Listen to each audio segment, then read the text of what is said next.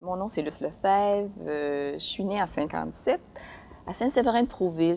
Il y a quelques années, je me suis jointe à l'équipe à la clinique de dysphagie. C'est une clinique qui comprend un médecin qui est sous l'égide du docteur Marie Laberge, qui est un pédiatre physiatre, qui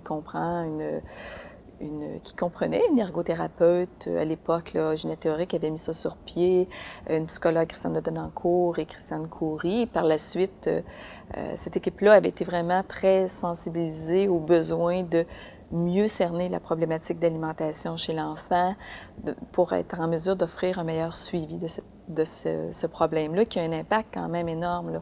Si tu n'as pas des apports nutritionnels, tu as une moins bonne santé, tu es moins en forme, si tu es constamment malade, c'est difficile pour toi d'évoluer puis de faire de progresser dans ta vie. Donc, cette équipe-là, il y a eu par la suite le décès de Mme Théoret. Il y a eu d'autres ergothérapeutes qui ont passé à la clinique de dysphagie, mais moi, j'ai pris le relais là, à un moment donné pour vraiment continuer cette implication-là. Un des défis qui m'a été amené finalement par les parents des enfants, c'est que moi, après mon expérience aux États, j'ai travaillé à l'externe avec des enfants qui avaient des handicaps assez en déficit moteur cérébral. Et ces parents-là me disaient, mais là, pour toi, c'est facile de désintéresser les enfants. Tu ouvres ton armoire, tu as plein de jouets, c'est facile de capter leur attention. Pour nous, c'est beaucoup plus difficile. On a souvent juste un ou deux casse-têtes. On n'a pas une banque de jouets. Fait qu'à partir de ça, je m'étais dit que finalement, il n'y avait pas de raison, ça existait ailleurs, que ça devait pouvoir exister à Marie-Enfant. Et j'ai eu le support à l'époque de Mme Suzelle Desrochers, qui était le chef professionnel, et de Mme Ghislaine Saunier, qui était en tête au niveau professionnel de Marie-Enfant, pour partir ce projet-là, qui venait vraiment des parents, leur fournir une banque de jeux jouets, de façon à ce qu'ils puissent avoir le choix des jeux à proposer à leur enfant, et comme un peu dans une bibliothèque, là, prendre 2 jeux pour 2 semaines et on les rapporte, donc on garde l'intérêt de l'enfant. Par la suite, on a été privilégiés pour nous aider un peu plus, parce qu'on a quand même dû changer de local. On a fait une petite pétition à travers Marie-Enfant et tous les intervenants professionnels, mais les intervenants, les médecins nous ont appuyés dans le choix de la ludothèque comme étant un projet très pertinent pour les enfants.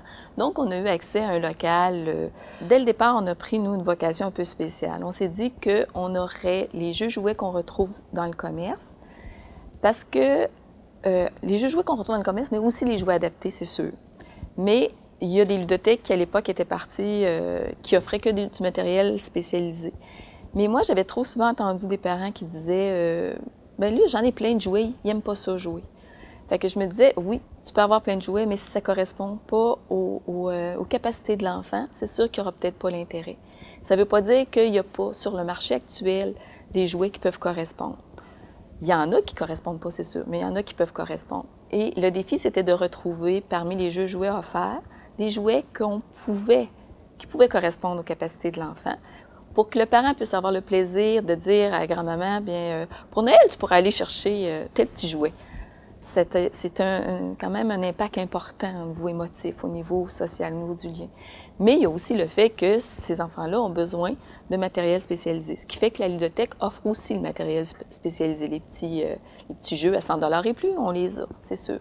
Mais on avait pris comme politique dès le départ d'offrir des jeux jouets qu'on retrouve aussi dans le commerce. C'est sûr qu'il y a des adaptations qu'à l'époque on faisait beaucoup parce que ça n'existait pas sur le marché, comme ajouter des petits pions à des casse-têtes, ajouter du velcro derrière les pièces, rendre des pièces aimantées pour éviter que les pièces de jeu se déplacent. Maintenant, heureusement, tu en retrouves de plus en plus.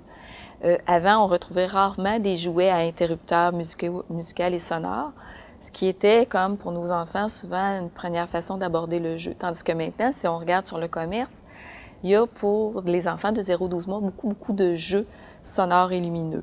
Donc, on en fait peut-être moins de ce côté-là. On en a fait beaucoup à l'époque. On a travaillé énormément ici avec le service d'orthèse pour adapter des jeux jouets. On a adapté aussi tous les jeux à action-réaction qui fonctionnent avec des interrupteurs pour amener ces enfants-là à pratiquer pour pouvoir se déplacer par la suite en fauteuil roulant ou à contrôler un ordinateur. Autrefois, toute l'adaptation se faisait ici. Maintenant, on en retrouve dans des firmes spécialisées ou des catalogues spécialisés.